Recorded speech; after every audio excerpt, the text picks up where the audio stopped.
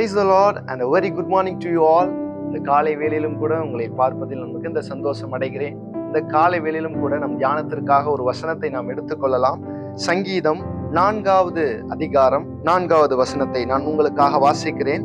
நீங்கள் கோபம் கொண்டாலும் பாவம் செய்யாதிருங்கள், உங்கள் படுக்கையிலே உங்கள் இருதயத்தில் பேசிக்கொண்டு அமர்ந்திருங்கள்.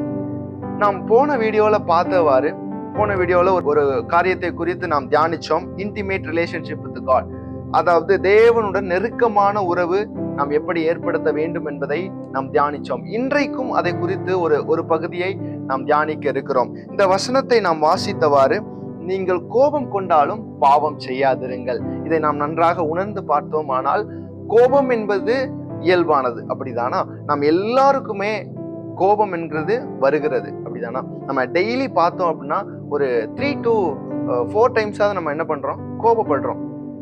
அது நம்ம வீட்டில் இருக்கலாம், இல்லை நம்ம ஆஃபீஸ் டைம்ல இருக்கலாம், இல்லை ரோட்ல போறவங்கள கூட இருக்கலாம். அது எங்கேயாவது நமக்கு கோபம் கண்டிப்பா வரதான் செய்யுது. இப்போ இந்த கோபத்தை எப்படி கண்ட்ரோல் பண்ணலாம் அப்படிங்கிறது நம்ம இன்றைக்கு கற்றுக்கொள்ள போகிறோம். கோபத்தினால் ஆண்டவருடைய உறவிலிருந்து பிரிந்தவர்கள் ஏராளம் பேர் இருக்கிறார்கள். இன்றைக்கு இந்த காலை வேளையில நீங்களும் நானும் அப்படிப்பட்டவர்களாக இருக்கக்கூடாது. அப்போ அதற்காக நாம் என்ன செய்ய வேண்டும் என்பதை இந்த காலை வேளையில நாம் பார்த்துக் கொள்ளலாம். என்னவென்றால், நீங்கள் கோபம் கொண்டாலும் பாவம் செய்யாதிருங்கள். அதுக்கு அடுத்து பின்னாடி நம்ம வாசிச்சோம் அப்படின்னா, உங்கள் படுக்கையிலே உங்கள் இருதயத்தில் பேசிக்கொண்டு அமர்ந்திருங்கள் என்று சொல்லப்பட்டிருக்கிறது. நம்ம நிறைய இடத்துல ஏராளமா கோபப்படுறோம், அப்படிதானா? கோபப்படுறதுனால சில காரியங்களை தேவனுக்கு விரோதமான, அதாவது தேவனுக்கு பிடிக்காத காரியங்கள் நம்ம பண்ணிடுறோம்.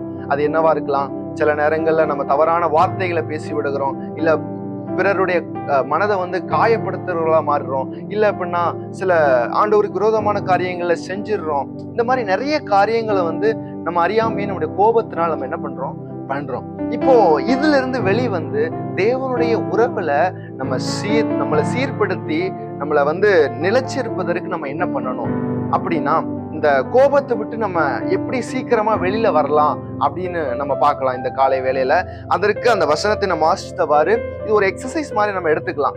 டெய்லி நைட்டு நம்ம தூங்குறதுக்கு முன்னாடி நம்ம தூங்குறதுக்கு முன்னாடி நம்மளுடைய பெட்ல நம்ம உட்கார்ந்து இன்றைக்கு நாள் முழுவதும் எப்படி இருந்துச்சு, நம்ம என்ன பண்ணோம், தேவனுக்கு பிடிக்காத காரியம் ஏதாவது பண்ணியிருக்கோமா அப்படின்னு நம்ம யோசிக்கும் பொழுது, மறுநாள் ஒருவேளை அதே சுச்சுவேஷன் நமக்கு வரும்போது நம்ம அந்த காரியத்தை செய்ய மாட்டோம். ஏன்னா இதை குறித்து நம்ம தியானிக்க ஆரம்பிச்சிட்டோம் அப்படின்னா, இந்த காரியத்தை, அதாவது ஆண்டவருக்கு பிடிக்காத காரியத்தை நம்ம யோசிச்சு அதை திங்க் பண்ண ஆரம்பிச்சிட்டோம் அப்படின்னா, அதை அடுத்தடுத்து வரக்கூடிய காலங்கள்ல நம்ம அதை செய்யாம இருப்போம். இப்படிதான் நம்ம என்ன பண்ணணும்னா, படிப்படியா நம்முடைய தேவனிடத்திற்கு நாம் செல்ல முடியும். அவருடைய உறவில் ஒரு நல்ல ஐக்கியத்தோடு இருக்க வேண்டுமானால் கோபம் கொண்டாலும் பாவம் செய்யாத நபர்களாக நாம் இருக்க வேண்டும். அவரை அண்டிக் கொள்ளுகிற யாவரும் பாக்கியவான்கள் என்று எழுதப்பட்டிருக்கிறது. இந்த காலை வேளையிலும் நாம் அவரை அண்டிக் கொண்டவர்களாக, அவருடைய உறவில் நாம் நிலைத்திருக்கிறவர்களாக நாம் காணப்பட வேண்டும்.